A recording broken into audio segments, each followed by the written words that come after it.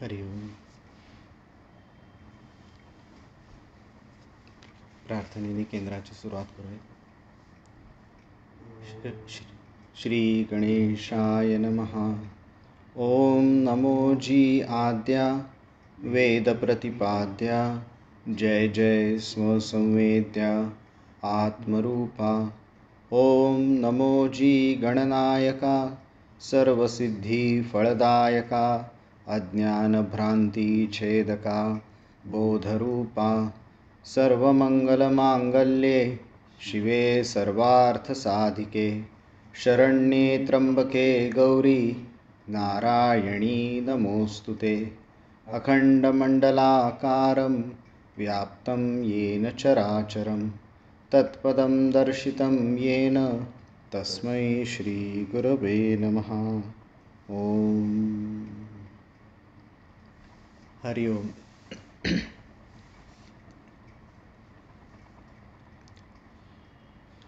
स्वच्या जाणीवेशी चित्त तदाकार करणे, त्याची प्रॅक्टिस म्हणजे ध्यान, अशी स्वामींनी ध्यानाची डेफिनिशन केली होती. स्वच्या जाणीवेशी चित्त तदाकार करण्याची प्रॅक्टिस.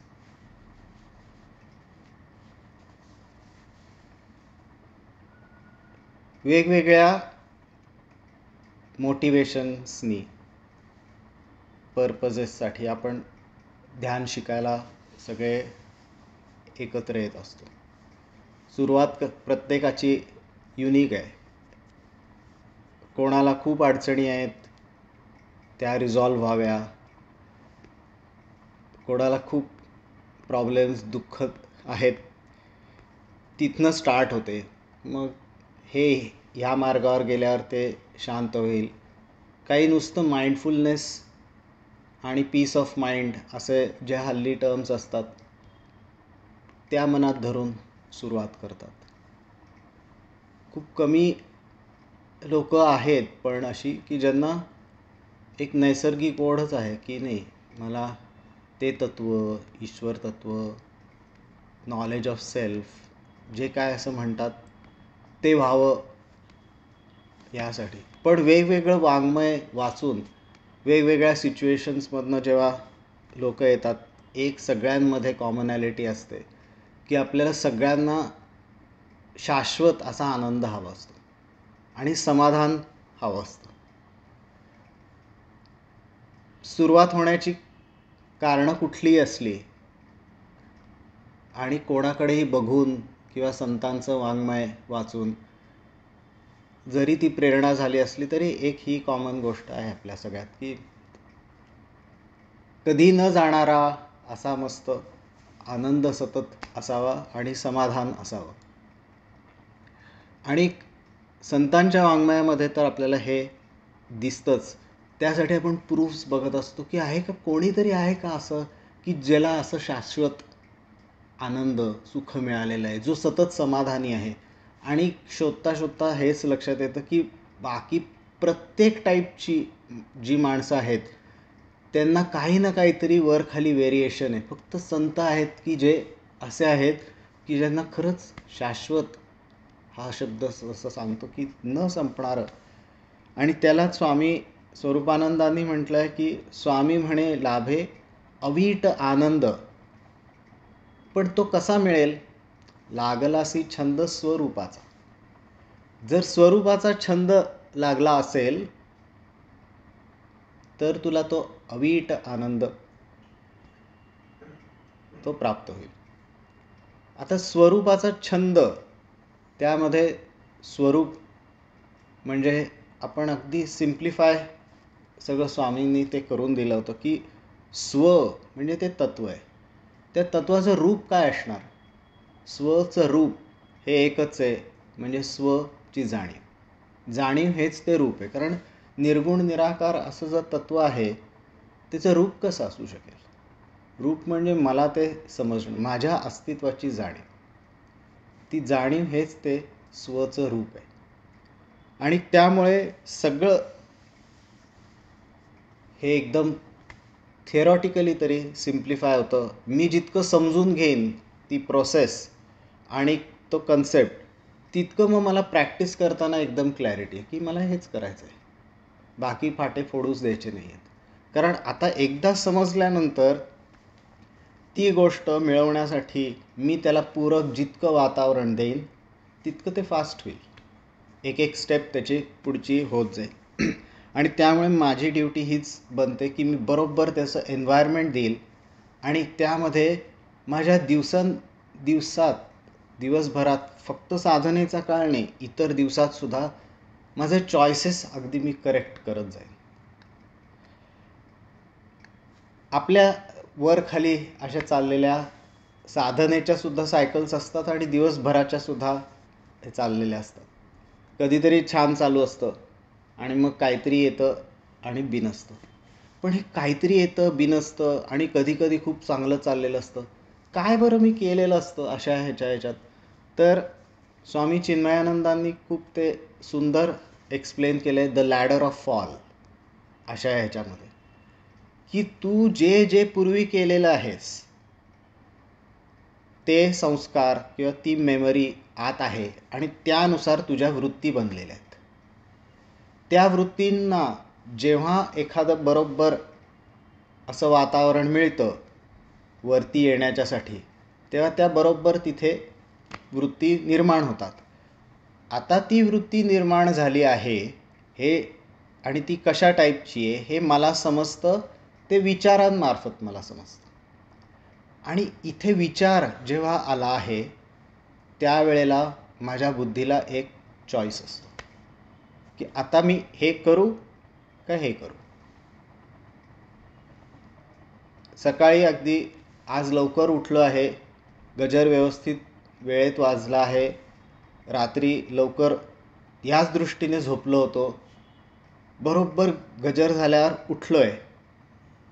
आता इथे चॉईस आहे, परत पांघरूण ओढून झोपू 10च मिनटं का उठू, कारण मी ठरवलं आहे की नाही मी ध्यान करायचं आहे आज त्यासाठी. आता इथे मी जो चॉईस करीन त्यानुसार माझं पुढचं सगळा रूट असणार आहे. आणि असेच मी प्रत्येक हे जे चॉईसेस करत जातो ते जर माझ्या ध्येयाच्या दृष्टीने पूरक असलेले जर चॉईसेस मी केले तर त्या ह्याच्यावरती माझी प्रगती फास्ट होताना दिसते. त्यामुळे आपल्याला दिसतं काही जणांना फार पटकन जमलं त्याला, आम्ही मात्र किती दिवस, किती महिने, किती वर्ष करतोय. चॉईसेस आधीचा स्टार्ट असू शकेल एखाद्याचा,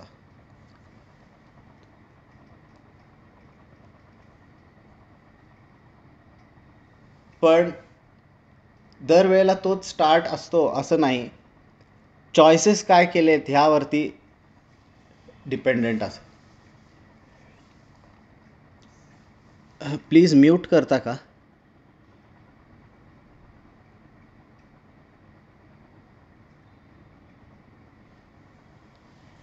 हरिओम.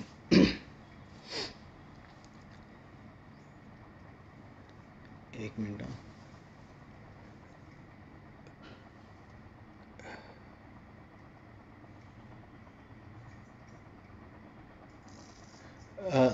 काकू तुला म्यूट करायला पाहिजे, तुझा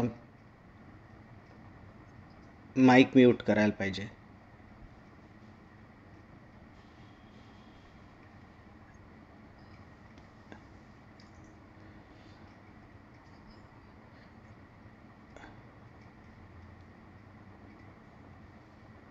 हां झालं आहे. हरिओम. तर हे चॉईसेस त्या त्या व्यक्तीने बरोबर केलेले असतात त्या त्या वेळेला, आणि त्यामुळे त्याची प्रगती व्यवस्थित झालेली दिसते आपल्याला. आणि ज्या ज्या ठिकाणी दुर्बुद्धीवाले चॉईसेस मी सिलेक्ट केलेले असतात त्यानुसार माझं पुढचे सगळे जे, मग मला परत यायला जास्त शक्ती लावायला लागते.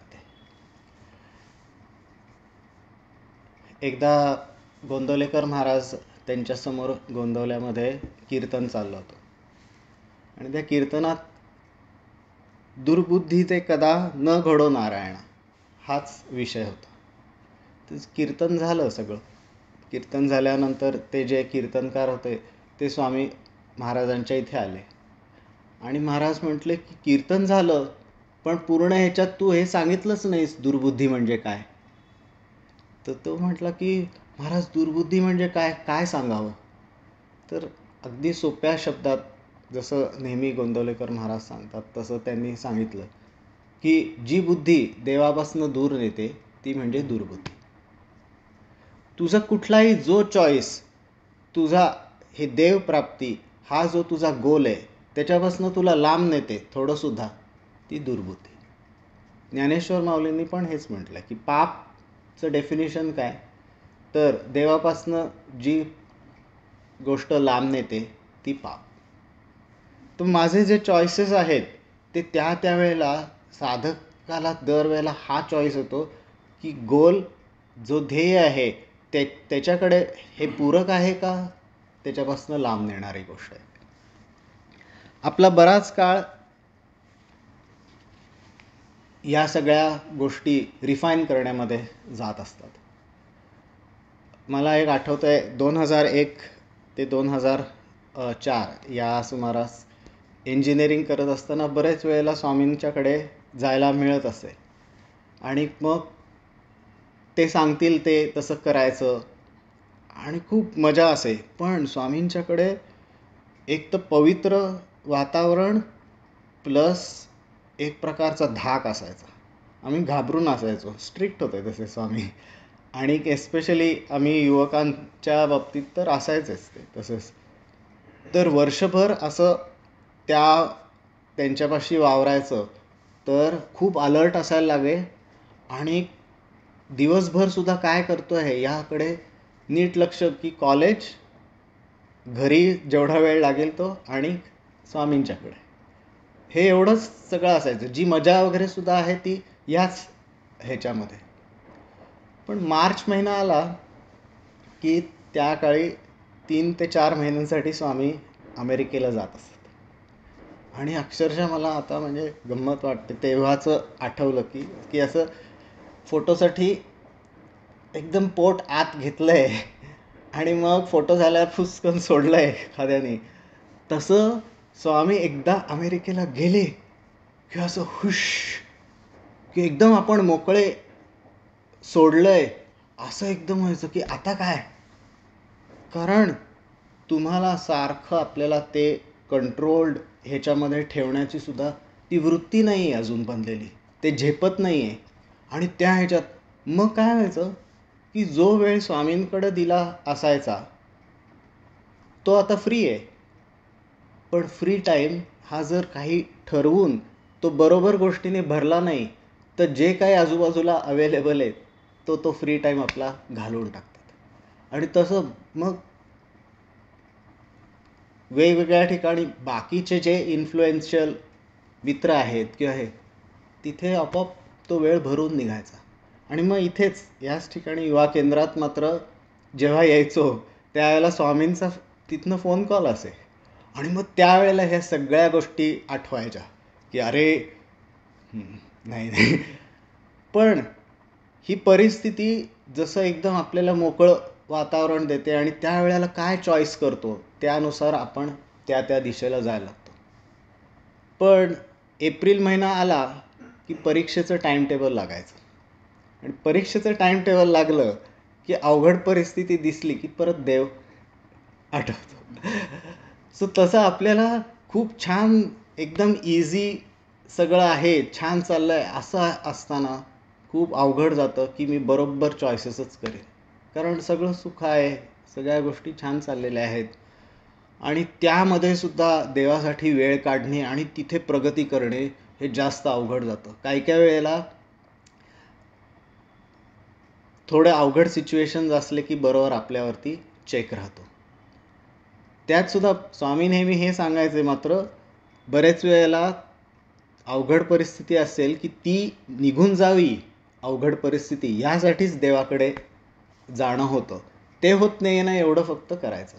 पण काही असे ना साधकाची हळूहळू वृत्ती ही होत जाते की जी आहे सिच्युएशन त्यामध्ये मी सगळ्यात छान करण्याचा प्रयत्न करेन आणि जे होईल ते देवाची इच्छा, असं करत करत करत त्यानुसार होत जातं. आणि जशी ही लॅडर ऑफ फॉल जसं आहे तसंच हळूहळू वरती जाण्याचा सुद्धा प्रगतीचा सेम तोच मार्ग आहे की बरोबर चॉईसेस केले दिवसभर आणि साधनाही व्यवस्थित केली की साधनेमुळे दिवसभर चांगला जातो आणि दिवसभर व्यवस्थित गेला की साधनाही दुसऱ्या दिवशी परत अजून चांगली होत जाते.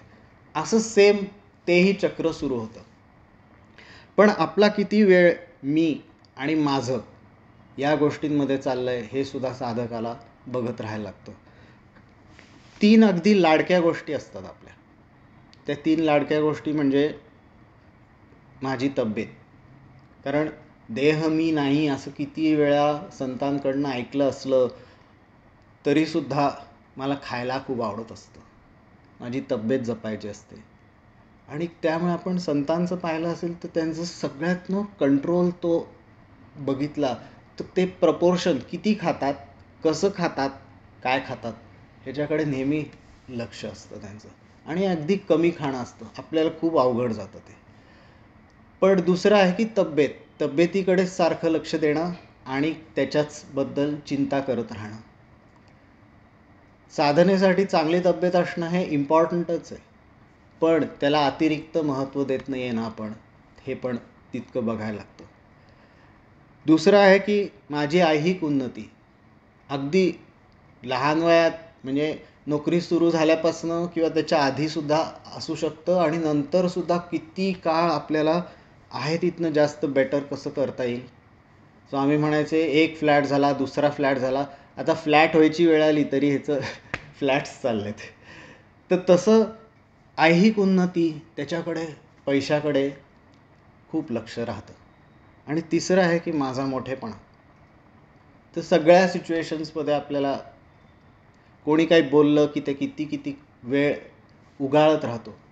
कृष्णमूर्तींनी म्हटलं होतं की आपण बरेच वेळेला म्हणजे मोस्ट ऑफ अस अशा व्हायलन्समध्ये इन्व्हॉल्ड नसतो की ॲक्च्युअल मारामारी केली आहे.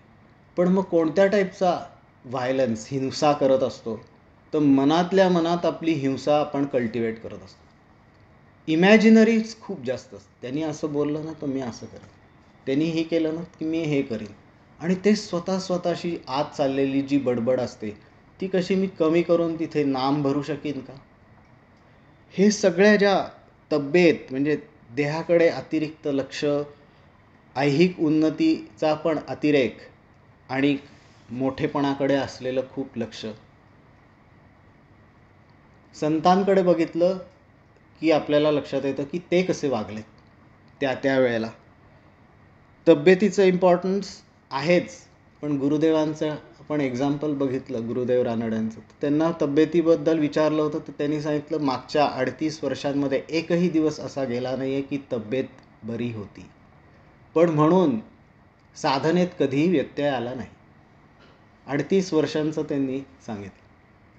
तर थोडं काहीतरी झालं की आपल्याला कारण पाय दुखतोय, पोट ठीक नाही आहे, सर्दी झाली आहे, अशी आपली जनरली कारणं असतात की एक्सक्यूज आणि जराच कमी करूया. रेग्युलर बसणारा शक्यतो बुडवत नाही, पण त्याच्यामध्ये थोडं काही कमी होईल का, काल पोचलोय त्याच्या पुढं गेल्याच्या आधीच, समाधान प्राप्त होण्याच्या आधीच उठून गेलं, बस आज समाधान मानूया, असं करून आपण ते कर्टेल करत असतो. तो दिवस जातो की दुसरा दिवस डायरेक्ट. मोठेपणाच्या बाबतीत तर खूप उदाहरण आहेत. पर्सनॅलिटी सेल्फच मी नाही हे पूर्णपणे समजलेलं आहे, त्यामुळे त्याच्या मोठेपणाचा काही प्रश्नच नाही. जो मोठेपणा आहे तो देवाचाच आहे. आणि त्याची उदाहरणं कितीतरी आपल्याला ऐकायला मिळतात की अंबुराव महाराजांचं आपण पूर्वी पण ऐकलं आहे. ती कोर्ट केस चालली होती आणि त्या कोर्ट केससाठी त्यांना बोलवलं होतं. त्या वकिलांनी खूप तास, एवढे मोठे महाराज तरी ते आणि त्यांच्याबरोबर असलेले सगळे साधक लोकांना बसवून ठेवलं. आणि मग त्याच्यानंतर ती वेळ आली, त्यावेळेला सांगितलं तुम्हाला हे हे हे म्हणायचं आहे बरं का. तर महाराज म्हणाले मी तिथे प्रत्यक्ष होतो, त्यामुळे जे काय झालं आहे ते मी जसं आहे तसं सांगीन. तर त्या वकिलाला कळलं की ह्यांचा काय उपयोग नाही, कारण हा काहीतरी खरं ते सांगेल. ते म्हटले नाही तुम्ही गेलात तरी चालेल. एवढे मोठे महाराज आहेत, त्यांचा असा अपमान असो किंवा पण महाराजांनी काही नाही. महाराज म्हटले चला बरं झालं बाबा सुटलो, नेमाची वेळ झाली होती. बस नेमाला गेले ते. स्वामी माधवानंद सुद्धा एवढं सगळं सगळं वाङ्मय निर्मिती झाली, किंवा कित्येक प्रोजेक्ट्स त्यांच्या मनामध्ये असत की असं आपल्याला काय काय करता येईल, पण ते दरवेळेला हे सांगायचे. पण घाई काही नाही, देवाची इच्छा असेल तेव्हा. त्यांनी स्फुरण झाल्याशिवाय कुठलीही गोष्ट कधीही केली नाही. ते स्फुरणात आलं तरच करायचं, नाही देव बघून घेईल. ते दरवेळेला सांगत असत. ज्ञानेश्वरीसारखा ग्रंथ 350 वर्ष अंधारात राहिला, तर आपलं काय? तर असं मोठेपणाचं तर काही संबंधच नसतं. आणि ऐहिकाच्या सुद्धा आपल्याला हजारो एक्झाम्पल्स हे दिसतील, की रामकृष्णांच्या आयुष्यात म्हणा, किंवा त्यांचं तर त्यांच्या हातातच पैसे टिकत नसत. आणि ही टेस्ट नरेंद्रनाथांनी स्वतः घेतली होती, की ते झोपलेले असताना त्यांच्या हातावर, म्हणजे ते सुद्धा कसले ग्रेट हातावरती एक नाणं ठेवलं आणि ते ॲक्च्युली असं गळून पडलं. किंवा रमण महर्षींनी जे काय 2-4 रुपये होते ते घरातनं गेल्यानंतर ते सुद्धा सगळे देऊन टाकले, काहीच नको. मग तुकाराम महाराजांचा आपल्या सगळ्यांना माहिती आहे, जो शिवाजी महाराजांनी पाठवलेला अख्खा नजराणा परत केला. किंवा गोंदवलेकर महाराजांच्या आयुष्यातली सुद्धा बरीच उदाहरणं दिसतील. त्यातलं एक म्हणजे की महाराज एकदा इंदूरला गेले होते आणि तिथे तुकोजी होळकर म्हणून होते, भरपूर जमीन, सगळे मोठी माणसं. तर ते तुकोजी होळकर महाराजांना बघूनच त्यांच्या प्रेमात पडले एकदम, की इतका तेजस्वी असे संत सगळे. तर ते म्हटले महाराज माझ्या घरी चला, खूप आग्रह केला. तर महाराज म्हटले एका अटीवर मी येईन. ती अट ही की मला जेव्हा हवं तेव्हा मी येईन आणि मला जेव्हा हवं तेव्हा मी जाईन. तो हो म्हटला. मग 2-3 वेळा त्यांनी निरोप पाठवला त्याच्या सेवकांमार्फत, की महाराज याल का? महाराज म्हटले नंतर येईन, नंतर येईन. असं 2-3 दिवस झाल्यानंतर त्यांनी परत निरोप धाडला, की मी आता तुम्ही आल्याशिवाय अन्न पाणीच ग्रहण करणार. आता महाराजांचा नाईलाज झाला. महाराज त्याच्या घरी गेले. तिथे त्यांनी व्यवस्थित त्यांची पूजा केली. आणि मग त्यानंतर त्याच्या मनात हा विचार आला होता, की महाराज ऐहिकदृष्ट्या खूप गरीब दिसत आहेत, तर आपण त्यांना 3 गावं त्यांच्या नावावर करावी. म्हणून त्यांनी रीतसर कागद केला होता त्याचा. आणि पूजा झाल्यानंतर त्यांच्याकडे तो कागद दिला आणि म्हटलं की महाराज. गोंदवलेकर महाराजांनी तो नुसता कागद हातात घेतलाय, त्यांना बघता क्षणी कळलं काय, आणि टरकन फाडून फेकून दिला. आणि ते म्हटले की माझा परमार्थ असा मिंधा नाही. हा इन्सिडन्स सांगितल्यानंतर स्वामी माधवनाथ ते मजेने आपल्याबद्दल सांगत असत, की आपण असतो तिथे तर आपण काय केलं असतं. आपण म्हटलं असतं कागद असू देत कागदही ठेवून घेतलं असतं. पण एवढी मोठी ताकद की चारो दिशा जगिरी में, सगळ्या 4 दिशांची जागीर आहे. कारण अनंताच्या प्रांतात जे वावरत आहेत त्यांना या छोट्या छोट्या गोष्टींचं काही वाटत नाही. पण हे कशामुळे होऊ शकतं? तर आत्मस्थिती निश्चयाची हेची दशा मोक्षश्रीची. कलावती आईंना सुद्धा एकाने विचारलं की आई एवढ्या संसाराच्या कोलाहलामध्ये तुम्ही इतक्या शांत कशा हो? तर कलावती आई पण म्हणाल्या की मासा असतो ना, तो पाण्यामध्ये डोळे उघडे ठेवून कसा झोपतो ते कळण्यासाठी मासाच व्हायला लागेल. तसं हे एवढा सगळा बाहेर कोलाहल चाललेला असताना आत कसं बरं शांत राहता येतात या सगळ्या संतांना? ते त्यांच्या त्या स्थिती परत गेल्याशिवाय आपल्याला त्याचा अंदाज सुद्धा येणार नाही. तोपर्यंत सगळं हे इमॅजिनेशन राहील. पण त्यांची ही आत्मस्थिती, त्याच्याबद्दल वर्णनं ऐकली की आपल्याला स्फूर्ती तरी येते की हो, मला ही गॅप आहे माझ्यात, प्रचंड गॅप आहे, पण त्या दिशेने तर मला जायचं आहे. आणि मी ज्या पाथवर आहे तो इथे नेणार आहे. हो, मला हे हवं आहे. आणि त्यासाठी ह्यांची ही सगळी उदाहरणं बघायची. आणि मग कितीही मला कंटाळा आला, अरे ते दरवेळेला श्वासावरच लक्ष केंद्रित करायचं का? भ्रूमध्याच्याच ठिकाणी लक्ष केंद्रित करायचं का? श्वास घेताना असो, सोडताना हम किंवा ओम असं म्हणून स्वचाच वेध घ्यायचा का? घ्यायलाच लागेल. एकदा गुरुदेव रानड्यांकडं एक व्यक्ती आली होती आणि त्यांना माडीवरती एका छोट्याशा जिन्याने वरती जायचं होतं. तेव्हा गुरुदेवांना त्यांनी विचारलं, वरती जायला हाच मार्ग आहे का? म्हणजे त्यांना काही ऑल्टरनेटिव्ह आहे का नाही असं. तर ते म्हटले, गुरुलिंगम जंगम महाराजांनी वरती जाण्यासाठी एकच मार्ग ठेवला आहे. असं सांकेतिक ते एकच मार्ग आहे, स्वचा शोध घेणे. त्यांनी जे केलं, जे संतांनी केलं तेच करायला लागेल. आणि त्यासाठी आधी सगळ्या वृत्ती शांत करणं, आणि त्यासाठी हा किती मला नको वाटलं, कंटाळा आला, तरी प्रोसेस हाच आहे की पहिलं मला वृत्ती शांत करायला लागतील. भ्रूमध्याच्या ठिकाणी लक्ष केंद्रित करून स्वचा वेध घ्यायचा. हळूहळू सगळ्या वृत्ती माझ्या शांत होत जातील. आणि तिथे मला मी असं म्हटल्यानंतर मला जे ॲक्च्युली जे स्फुरण होतं मी असण्याचं, ते कॅच करता येईल.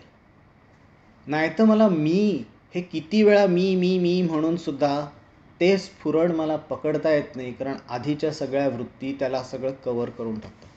आणि त्यासाठी हा आधीचा जो सगळा प्रोसेस आहे की वृत्ती शांत होण्याचा, हा इम्पॉर्टंट आहे.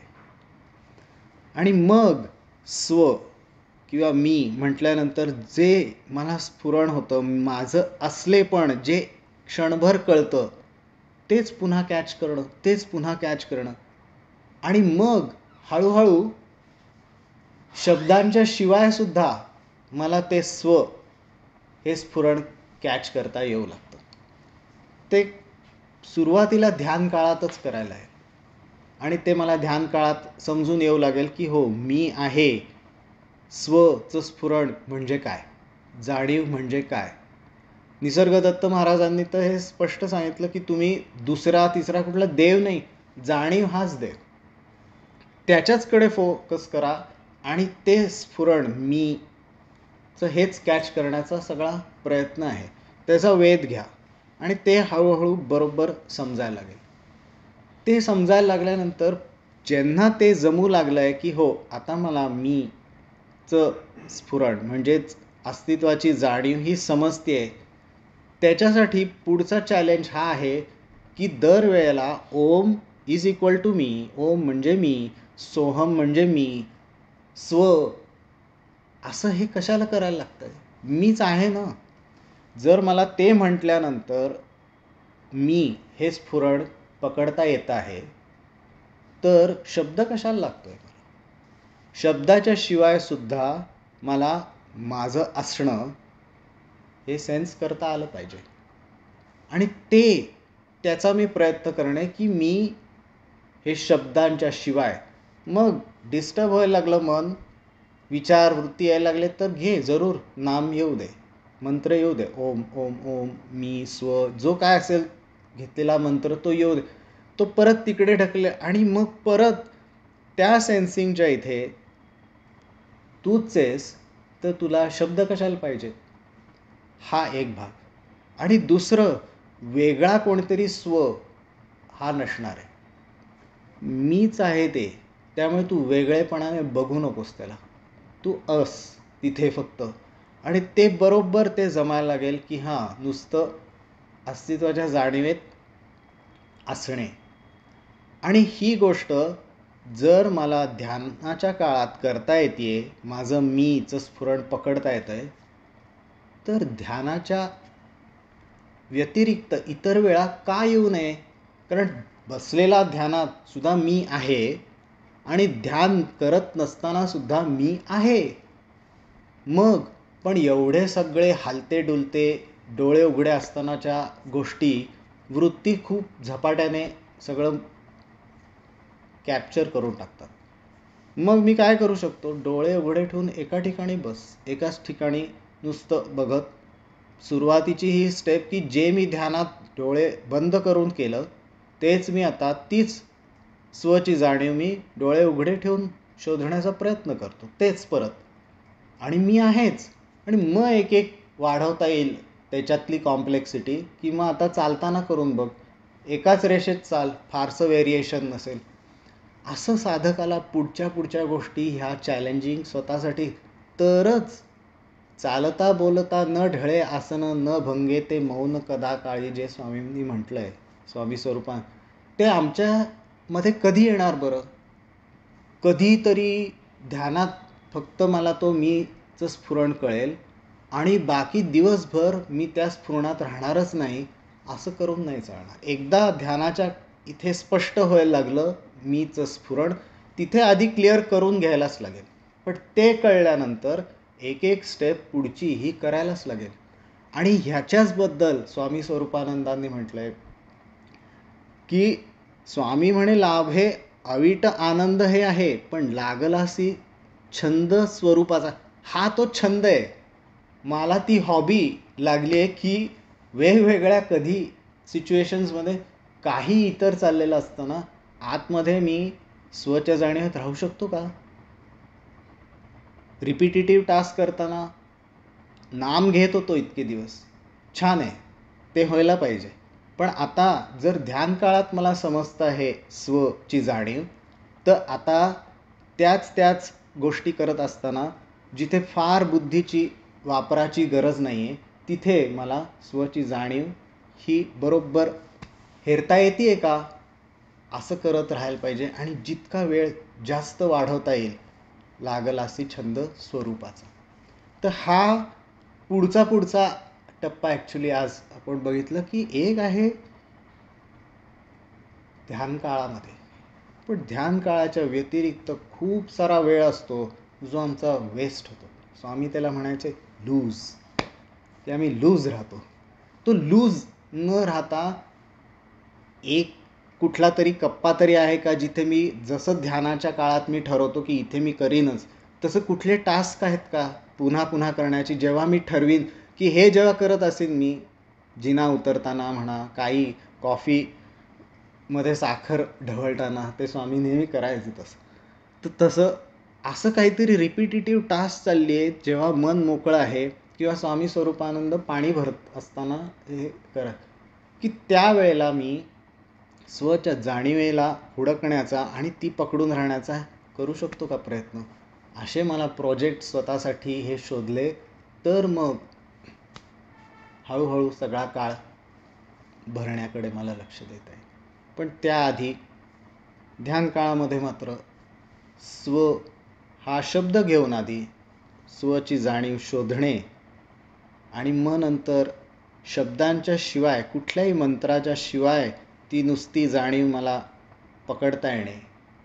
आणि ती कितीही अनकम्फर्टेबल वाटलं तरी एक थोडा प्रयत्न करून कुठल्याही शब्दांच्या शिवाय फक्त जाणीवच असू दे असा काळ वाढवण्याचा प्रयत्न करणे. असं करूया आपण प्रयत्न. हरिओम.